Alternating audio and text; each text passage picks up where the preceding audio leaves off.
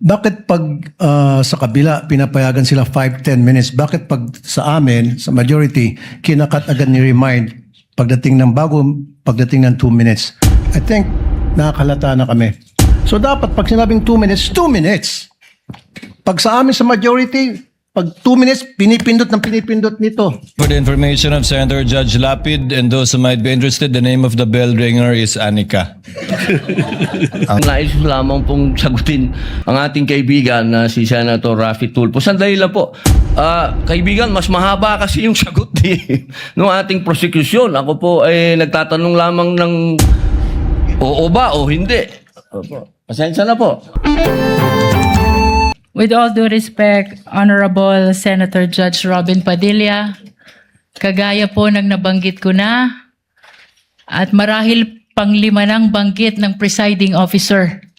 Nabanggit po ang ICC, kaugnay ng affidavit ni Las Cañas na ipirinisinta po ng prosecution bilang bahagi lamang ng testimonya ng witness at bilang bahagi ng naging investigasyon ng Special Task Force ng NBI. Maraming salamat po. Senator Judge Padilla will please wind up. You can avail of a second round if you wish. Opo. Maraming salamat po.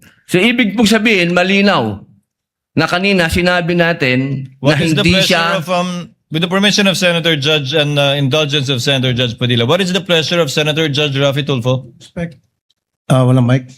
Kay Senator Padilla. Bakit pag sa kabila pinapayagan sila 5-10 minutes? Bakit pag sa amin, sa majority, kinakat agad ni remind pagdating ng pagdating ng 2 minutes? I think nakakalata na kami.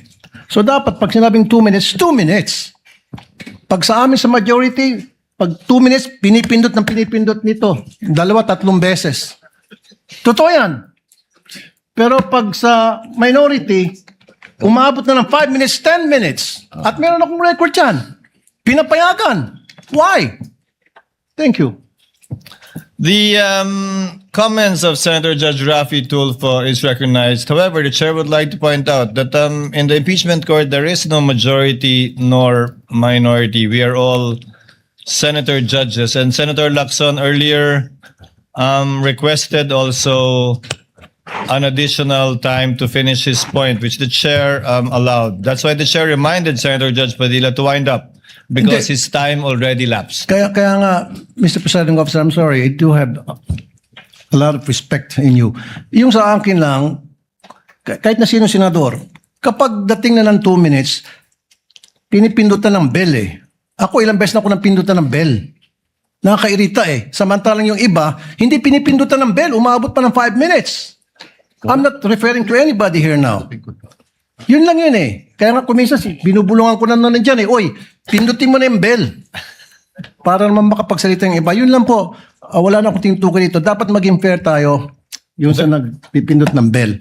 Pag sinabing 2 minutes regardless kahit na sinong senador yan. Thank you. The clerk of court is instructed to kindly relate to the bell ringer to kindly be consistent in doing the polite reminder to the senator judges with respect to the time allotted. Senator Officer. Judge Yes. Cayetano Alan. No, I take the comments of Senator Tulfo in order. I respect your opinion, but just to put on record, as you said, Senator Lacson a while ago asked for more time, binigay. Walang bell yon. Yesterday, 2 bell sa akin. 2 o 3? Dalawa lang ang bilang ko. 2 lang bilang mo.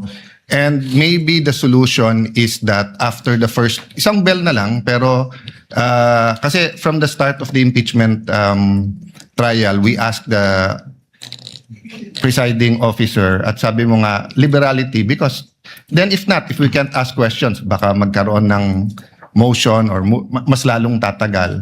Maybe you've been doing it naman, but yun nga, yung just ask to wrap up. But konting, we all want to get back to work. There's so much that we want to do. At least, wala ngang majority-minority, but at least wala ngang threat ng kaso sa majority.